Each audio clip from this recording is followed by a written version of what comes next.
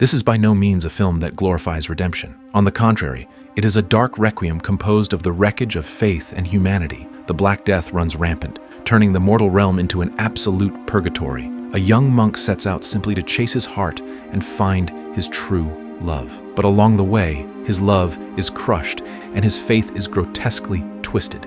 In the end, he kills the woman he loves with his own hands, plummeting completely into darkness and reducing himself to a vengeance-fueled, bloodthirsty ghoul. Released in 2010, the dark medieval thriller Black Death, it violently drags us back into the desperate era of 1348. It forces us to witness how sanity collapses step by step, how faith is warped by fear, and how pure love becomes the era's most tragic sacrifice. Corpses litter the fields, the starving die in the streets, the rotting stench of death permeates the very air. This catastrophic plague sweeping across Europe is far more brutal than any war. It spares neither the rich nor the poor, distinguishing not between good and evil. With an unstoppable force, it devours the land, bringing half the kingdom to its knees.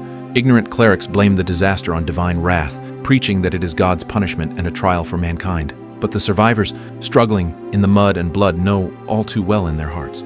This is no divine test. It is a curse upon a world spiraling out of control. It is the manifestation of demons, dragging the entire world into an endless abyss. When God closes his eyes and looks down upon humanity with cold indifference, staying alive becomes the hardest and most futile task of all. There is no redemption here, no hope, only a desperate elegy woven from mud, blood, and death. The year is 1348. The Black Death sweeps across England. Even the sacred and solemn monasteries cannot halt the footsteps of the Grim Reaper. A young monk named Osmond is trapped in extreme agony, torn apart inside. On one hand, the holy faith he has sworn his life to. On the other, the mortal love he simply cannot let go. Within the monastery, a priest dies suddenly. Even without obvious plague symptoms, the fear of the unknown shatters everyone's psychological defenses. In despair, Osmund secretly meets the woman he deeply loves, Avril. To survive the plague, Osmund convinces Avril to flee to the Dunwich forest. However, bound by his vows, Osmund can only tell her to go on alone. This leaves Avril profoundly disappointed and angry. Her love is tainted with a sense of betrayal and chill. You know the Martyr's Cross at Dunwich Forest? I will wait for you there every morning at dawn for 1 week. And then I will be gone. Watching his lover's resolute departure, Osmund's heart is filled with confusion and guilt. Osmund kneels on the freezing stone floor, begging God for a sign, asking where he should go in this apocalyptic world. But the answer to his prayers is never a holy light. Instead, it arrives as a group of blood-soaked, murderous mercenaries. Leading them is Ulrich, a ruthless knight personally appointed by the bishop. Ulrich brings disturbing news. Deep within a remote marshland hides an isolated village. While the entire continent wails under the plague, this village alone remains completely untouched. No one is sick. Rumors run rampant. People say the villagers have forsaken God and embraced paganism. Ulrich's mission is simple yet brutal. Penetrate the marsh and capture the village leader. What part have we in this? The village I seek lies in the great marsh. I require a guide, a man of God, to show the way. No man here fit for such a task. I will lead you there. No, he is a mere novice. This requires a more experienced hand. Let him speak. You say the village you seek lies in the great marsh. I was raised close by in Dunwich Forest. You will lead us. We leave at dawn. Unaware of Ulrich's true intentions and desperate to reach the forest to find Avril, Osmund volunteers to be their guide. There are no good men in Ulrich's crew. They are perhaps more dangerous than the plague itself. Passing through the gloomy woods, Osmund meets the rest of the squad resting and packing. Their expressions are cold, radiating a murderous aura, rough and highly defensive. This ruthless hit squad gives Osmund his first taste of the journey's latent danger and oppression. By now, Osmund also learns the true purpose of Ulrich's squad, but he has passed the point of no return.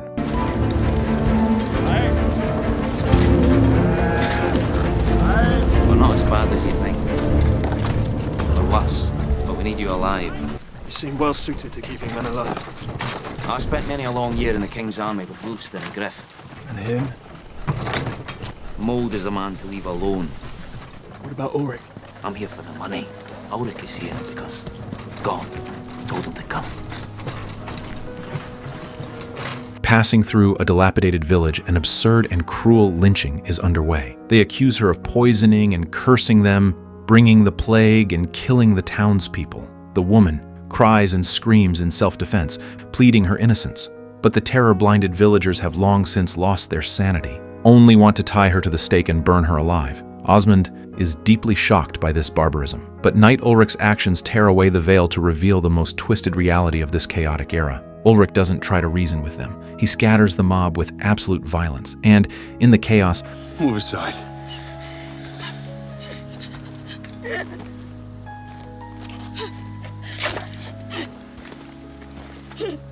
all of a sudden plunges his sword through the woman, killing her instantly. There is an easily overlooked emotional detail here. This incredibly brief, fatal thrust is actually the director's profound satire on the deformed faith and the dead end of human nature during that time. Night falls. Over the wasteland, a campfire flickers. The atmosphere is suffocatingly oppressive. They casually discuss the origins of the plague. Where does the church believe this pestilence has come from? I don't believe God is punishing us like many do. I say from France, where all foul things emerge. Wulfstan tells Osmond about the war with France years ago, where the outnumbered English army won through a bloody massacre using dense volleys of arrows.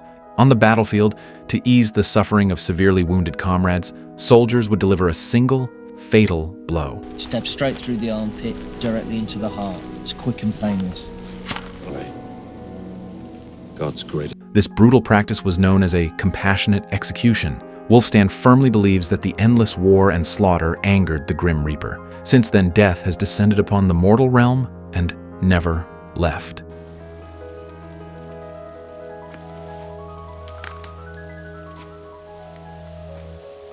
Osmond confronts Ulrich, asking why he killed the woman. Ulrich's answer is cold, realistic, and terrifying when you think about it. He says the woman had already been condemned by the village. Even if they spared her then, she would eventually be burned alive and suffer unimaginable torment. Sometimes that is all you can do. That sword thrust was not murder. It was the only mercy left in a chaotic world. As the group marches on, Griff suddenly covers his mouth and violently coughs up a mouthful of blood. Scarlet splatter hits the ground, instantly tearing the piece to shreds. Just having a look.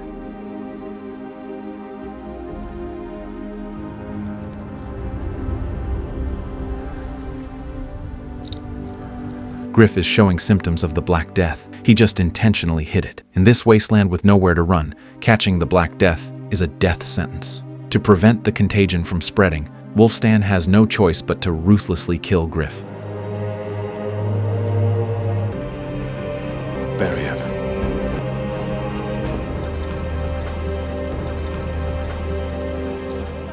The squad pushes forward, but longing and torment gnaw at young Osmond. While the others rest, he sneaks away from the camp. He rushes recklessly toward the rendezvous point, desperate to find Averil.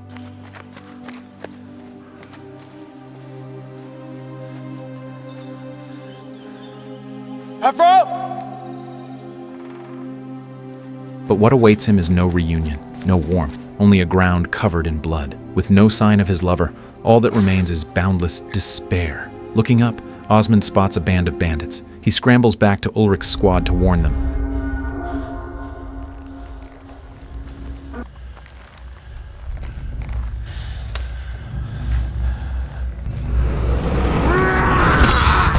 The two groups quickly clash in a bloody skirmish.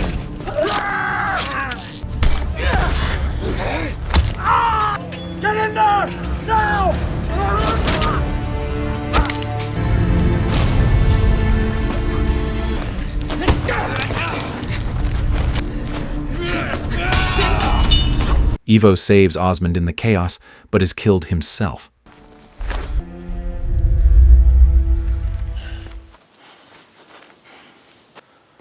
Where's Ivo? Because Osmond abandoned his post, the camp was ambushed, resulting in heavy casualties. Men are dead, and the squad's strength is severely crippled. A furious Ulrich reprimands Osmond for his selfishness and cowardice, forcing him to cast aside his romantic attachments and continue leading them through the deadly marsh.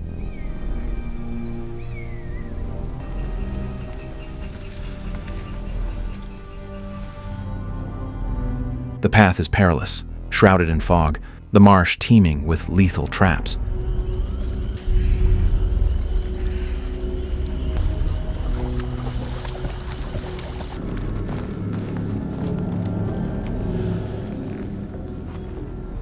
After enduring endless hardships, they finally arrive at the mysterious village.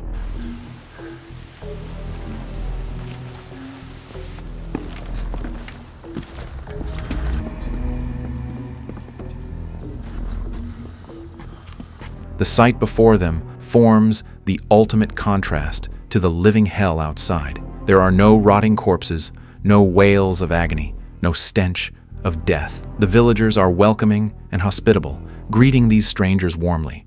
Then you are welcome. My name is Hob. I am Ulrich. Word of the pestilence has not reached you. Word is all that has reached us. Come.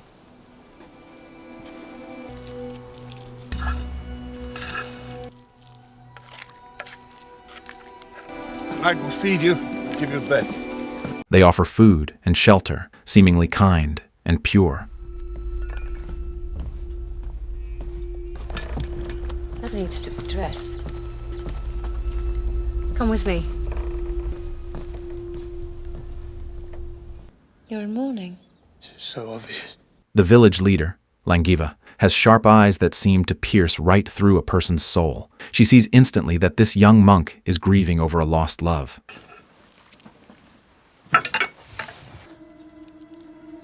Pain's going already. It's extraordinary, the pain's going. It's a strong remedy. She carefully tends to Osmond's wounds. This seemingly peaceful and caring healing scene actually hides a murderous intent.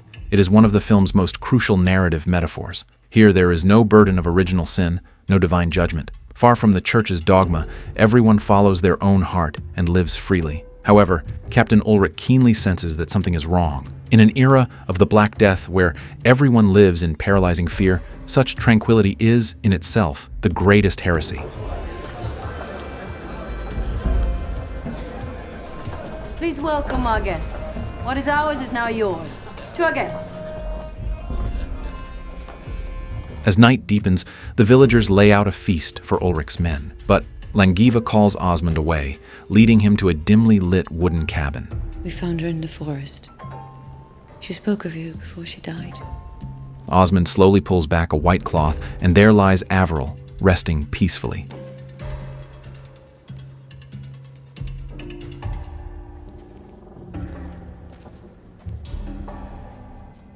In that very moment, both faith and love are simultaneously crucified on this forsaken land. Osmond, what troubles you? If it softened your heart, dulled your senses. So how is you know you have no heart to soften? I have known grief. My wife and child sit at God's side. Yes, this village is without the pestilence, but it is also without God. And at this moment, danger was closing in on them as well. It turned out that the villagers had long since laced their food and drink. Unknowingly, they consume food laced with drugs. By the time they notice the dizzying weakness, it is too late. The fierce warriors lose their strength and collapse into unconsciousness. At this moment, Langiva took Osmond to a mysterious place. What's going on? Something you should see.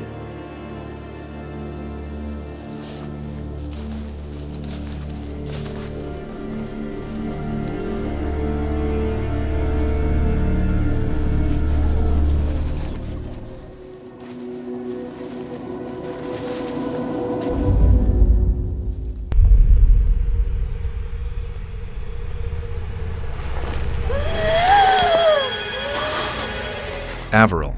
He actually came back to life. This scene utterly shattered the religious faith of the monk Osmond. He fled in haste, only to stumble upon an even more horrifying sight. When they wake, hell slowly raises its curtain. They are bound tight and thrown into a deep pit. Keep your head together. Keep it together, boys. Keep it together.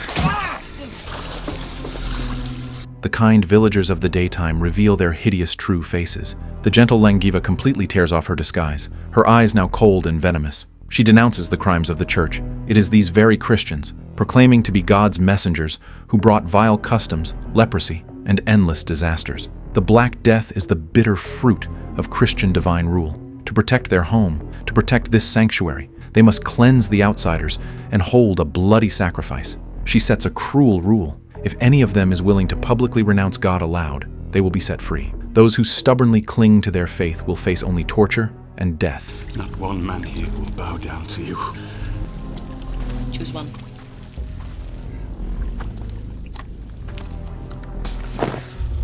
Come on!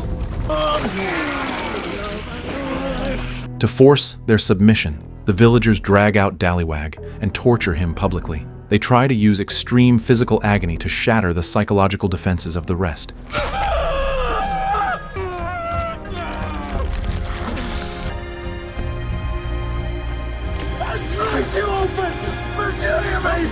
Under extreme terror, Swire completely breaks.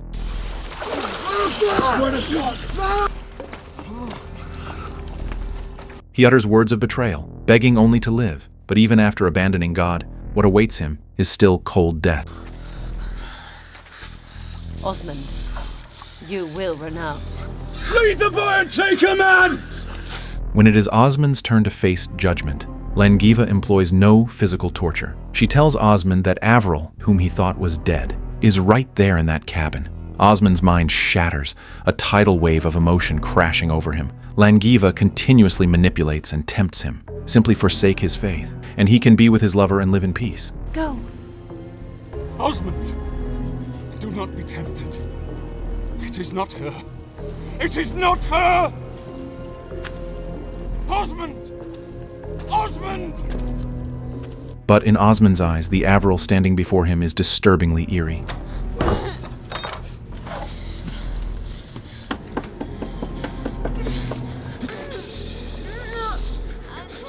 He is stubbornly convinced that his true love is already dead. The figure before him is merely a puppet resurrected by demons, an evil, heretical abomination. To purify his lover's soul and save her from demonic defilement, amidst immense agony and inner turmoil, Osmond tearfully draws a blade and stabs the only true love of his life to death with his own hands.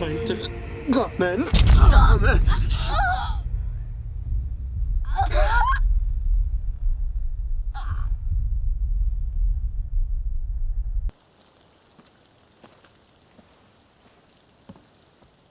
Carrying Averil's corpse out of the cabin, Osmond seizes an opportunity to stab Langiva with a knife, but he fails. The boy will not renounce! You have no power here! You have no power here! Furious, Langiva orders the villagers to haul the defiant Ulrich up for execution. At this moment, the plot delivers the film's most shocking and climactic twist. Bound to the execution rack, Ulrich shows zero fear. Instead, a crazed, chilling smile spreads across his face. For once you speak the truth. We came bringing death. Repent! Renounce! No!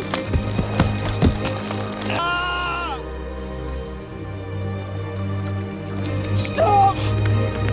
Let me see the boy. Never.